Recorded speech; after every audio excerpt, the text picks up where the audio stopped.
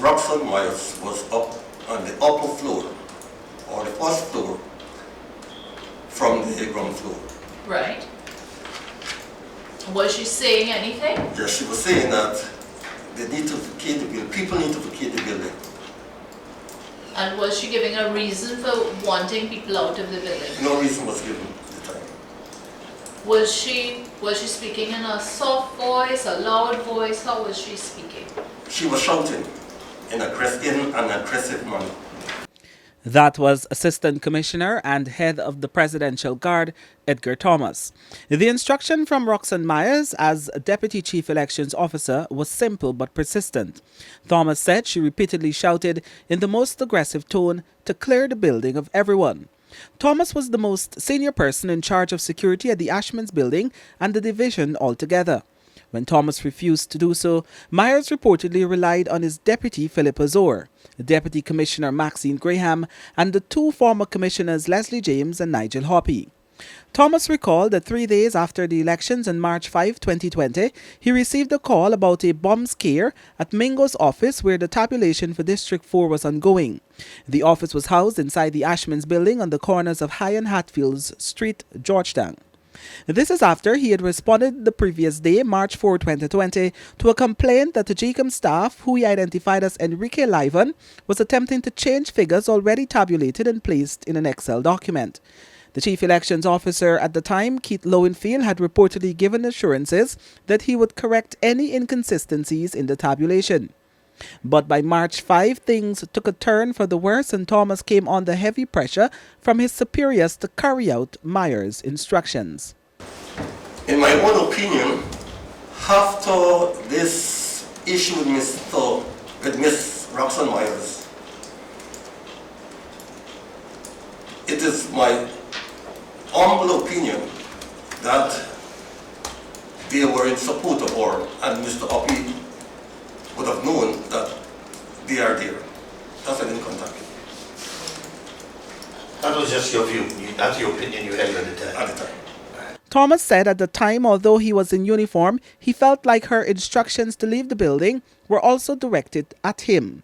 The senior police officer said he later heard her speaking to Graham on the phone and informed her that he was not compliant with her instructions. And while all of this was happening, Thomas said he saw Azor headed to Myers, and when he saw him, Azor diverted. He made it clear that he did not carry out Myers' instructions because, flowing from a February 2020 meeting with Myers and Lowenfield at the Guyana Elections Commission, he thought the GECOM commissioners, party agents and observers had a right to be in the building. That quickly changed when he saw members of the special branch at Ashman's. Thomas said Friday that their presence was not necessary at the time. He said the special branch ranks entered the building, did not speak to him and went to Myers. He recalled later, Graham called him and then disagreed on the role of individuals at the Ashman's building. He said Graham was supporting the case that, among other people, Gunraj, as a GECOM commissioner, should not be in the building and that everyone should leave.